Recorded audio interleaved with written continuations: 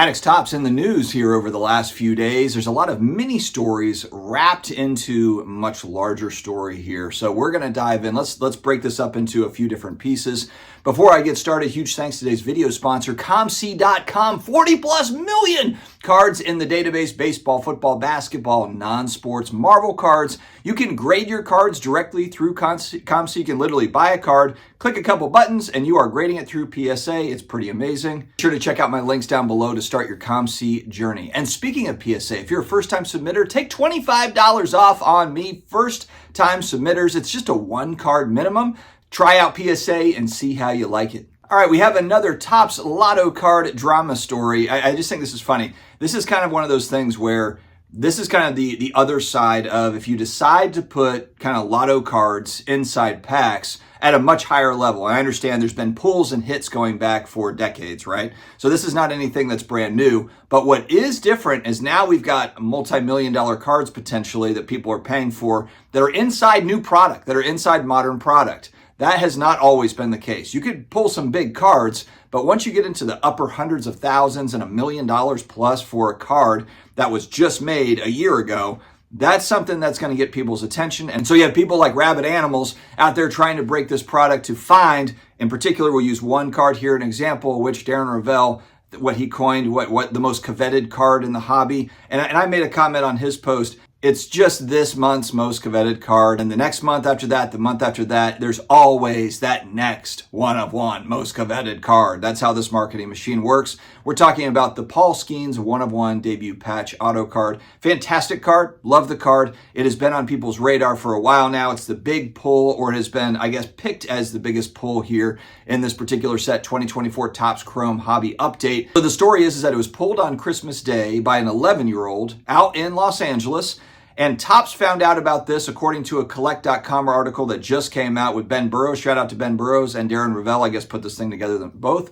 And it was discovered by Topps on the 3rd. Now, Neo Cards and Comics, one of my buddies, he pointed out here that on November 4th, Topps put out a marketing piece that showed the Skenes as one of the cards that is still outstanding, has not surfaced. The wording there in the ad has not surfaced yet, which of course is going to draw attention to the fact that you worded it like that. You know, if you had put has not been pulled or something, then maybe people could point to that and say like, hey, this is a conspiracy. Topps has been, messing around here, and they already knew, and they put out this marketing on purpose. But now they have, I guess, deniability. They can say, oh, it has not surfaced yet. We're not sure if these have surfaced. Now, to be fair, this could have been something that they decided to do a while ago. Meaning like maybe they decided to do this sort of wording going back months and months and months because they don't want to get caught where it's like, okay, somebody might have this card and we're sitting here saying it hasn't been pulled. We don't necessarily know that. So maybe they came up with the not surfaced language going back a while. Maybe that is true. That's the hope anyway. When you take these things on the surface, when you take these stories just at face value, the problem is we operate in the sports card hobby where there's all sorts of little twists and turns and scammy little stuff. And so you question everything. And frankly, in the collectible space, you have to. For all these big hits and for all the game worn and this, so much attention around. Look at how much money people are spending on game worn, and then go and look up fraud cases associated with people trying to weasel in, pulling the game worn jersey out and putting a napkin back in, or the napkin that's game worn and putting in a really wickedly cool patch. This hobby is full of people that are trying to take advantage of the fact that people now, over the last 5 years, especially since the pandemic started, are putting immense dollars into sports cards and sports memorabilia. Sports memorabilia has always been an industry that has had scammers and fraudsters. Going back again, we've talked about it to the 80s and 90s. What is it? Operation Bullpen by the FBI. The FBI is always investigating sports memorabilia fraud stuff. They're usually always out there at the National. They troll card shows. They are watching. So really, Fanatics has to understand they have entered into a space that has a checkered past. They have done some things really well. I do like the fact that on some of the news stuff, I think it's Wimby auto cards with the patch cards where they're basically on the back, they're stating this patch is from a jersey from this game on this particular date. they are mindful of these things. There are a lot of pitfalls. And on the marketing side, we've seen this. I mentioned going back a few days ago, everybody said I was stupid in the comment section for calling out, I don't know, going back 3 or 4 or 5 days ago, I made a video about a piece of Topps marketing. It was a reel on IG or video where they were showing a 2007, 2006 Topps Chrome basketball being opened, $30,000, $40,000 box, sealed box they were opening up. And the examples that they were using, they were putting up what's possible. And again, it's the wording, what's possible. And they showed a refractor, a Kobe Bryant refractor in a BGS 10 pristine, in a pristine 10 that sold 4 years ago in 2021 for $1.7 million. So the example that got posted up on this reel is of a card, fantastic card, don't get me wrong, that sold at the height of its market 4 years ago during the pandemic craze. And they showed more of these examples in PSA 10s. What are the odds that you are going to pull a card out of a 2006 box of Topps Chrome, shoot it off to PSA, and get a PSA 10 on that card? They are low. Anybody in the hobby knows that the odds are against you that you're going to get a 10 in today's world. So again, the marketing, some of the marketing has been cool. I like the commercial they did with Tom Brady and the Expos, him playing baseball before and what he would have done, as part of the Expos organization playing baseball. Smart marketing. It was well done, high production value. I thought that was cool. They've also done stuff where like feel good stories with families, opening up cards. They had a line in there that was fantastic where the kid asked his dad, like, what is this card worth? And the dad answers everything, meaning sentimental value, the memories, the nostalgia. They do some marketing really well, and sometimes, man, they really screw it up. So Topps learned of this on the 3rd, according to the article. On the 4th, the marketing goes out. It goes to PSA to get graded. It gets a 10-10 from PSA. And then magically, the thing goes to Fanatics Collect to get auctioned off. Now, look, if this is the story that an 11-year-old and their family and they were evacuated due to LA fires and they're having to deal with all this nonsense, and then they happen to pull the biggest card out of this set and maybe they get $1 million for it, I hope that is the full story, and that's fantastic. That's a great feel-good hobby story.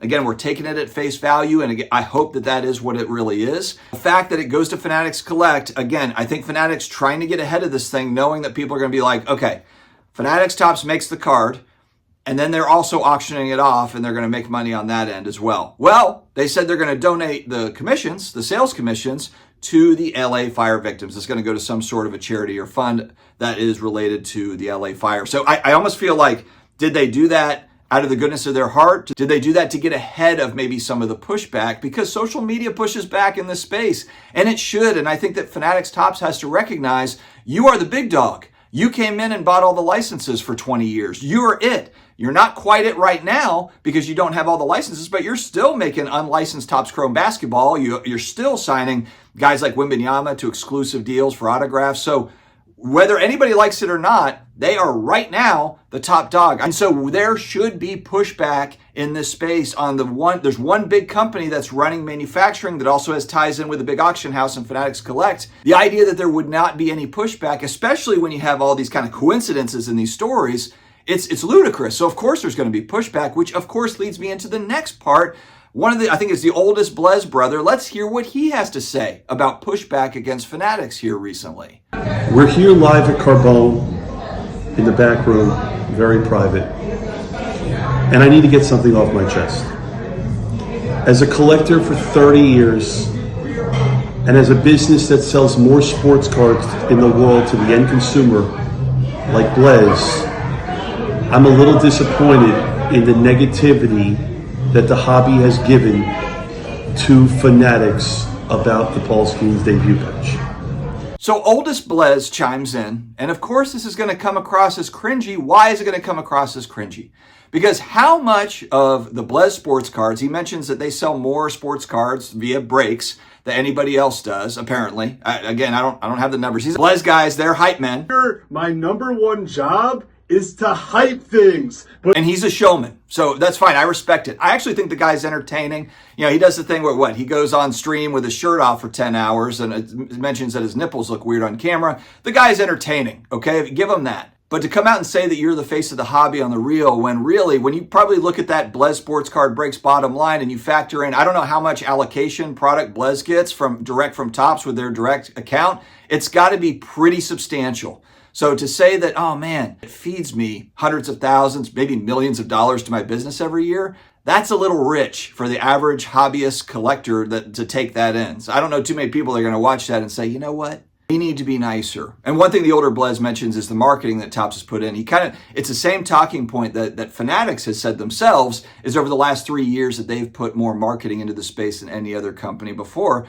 However, Fleer was doing some marketing too, TV commercials. So now that you know how much quality goes into Fleer Ultra, you'll agree, you can't buy a better basketball coach. And again, going back, some of the marketing I don't think is great. Some of the marketing is cool and some of it's fun and some of it they do right. Some of the marketing is misleading and it's not great coming from Fanatics Topps. So I hope they take the feedback from the marketing that frankly just falls flat and really starts focusing on collectors. Because man, all I hear out of the Fanatics people is we care about collectors, we care about collectors, and yet you're really serving gamblers here. I don't see a ton towards collectors. I see a lot of gambling activity. And maybe you're kind of conjoining the two. Maybe you think that gamblers and collectors is the same thing. Sure, maybe there is some crossover. I think that is definitely true. There's some crossover there, but you're missing a huge swath of people that don't give a damn about all the hoopla and the duck races and the basketball game and the carnival that's on the other half of the national. They don't care about it at all. What they want to see from Topps, what I want to see from Topps is more marketing focused around the history of Topps, the important iconic cards that have come out of the Topps company, and really kind of zero in on some of that nostalgia and the importance of vintage cards and hell, get into some of the 80s stuff. I hate to break it to all the folks there at Fanatics. I know that you're focused on the next gen and getting them involved. The people with the real money that are spending significant money in this hobby are the 40-plus-year-olds. It is, or let's say 35 to 55, that is the chunk that is spending all the money. You know, I know that the 11-year-old that got the hobby box for Christmas, he didn't buy himself the hobby box, I would assume. I would assume his parents, who are probably around my age, bought the hobby box. So the whole idea that you're not putting more attention around, especially the 80s and the 90s, I feel like is such an easy one. Focus more energy around the nostalgia that came from the 80s and the 90s. Put those high production videos together. That's more of a feel-good story that's going to propel people to buy some of this new product, even if it's overpriced, even if there's not as much value there, even if they've got to get it through a stupid break. At least they're saying, you know what, Topps, I like Topps. You know, they make me feel good about the 80s, 90s growing up. I remember those cards and I want to do business with them. You're missing it. You're missing a piece of this puzzle. With all that said, we'll move into the last part of the story. Fanatics is expanding again. And I know you're probably thinking, how could they possibly expand again? Well, there is a Fanatics collectibles store that is opening up in the spring of this year in London, England. And what I will tell you, if we're looking at Europeans, of course we know they mainly collect stickers. They do collect a lot of different things, but sports cards, and not baseball cards necessarily over there in Europe, but they do collect. But especially in England, man, Brits are collectors. When I was actually over there going back a few months to go visit the fam, we were in Lincolnshire, in Lincoln, and there was a collectibles store. Over there in England, they spell it collectables, instead of collectibles. Anyway, some things are like favorite has got a U in it. I don't know if the US favorite does not have the U. In the UK it does. Anyway, besides the point, Brits are collectors. There's a lot of comic book collector YouTubers. There's a lot of action figure collectors. A lot of some of the more rare Stranger Things cards I bought, I've had to wrangle from collectors that are over there in England that open up a bunch of those boxes. So there are collectors over there. One thing though that people were asking like, whoa, yeah. Fanatics Collectibles is going to open up direct sales stores in England. Are they going to do that in the US? The answer they gave in the article is, I think it was CNBC did the article, is no, because the hobby has rich history in the US. There's already a lot of hobby shops. But keep that in the back of your mind. But if hobby shops don't keep up, don't think that Fanatics is not willing to open up a Fanatics collectible store. They have the ability to do this. Guys, they have the ability to sell all this stuff direct.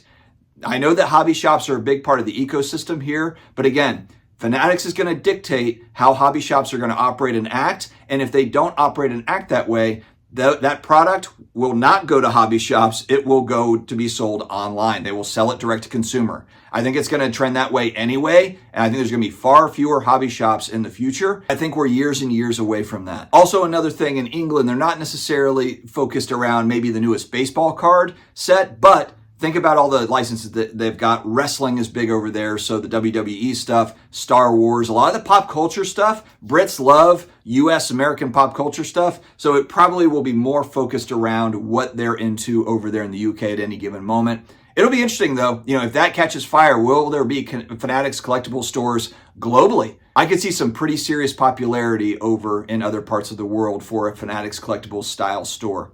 All right, my friends, let me know your thoughts in the comments below. Have an amazing week ahead. Stay healthy, stay awesome. I'll talk to you again later.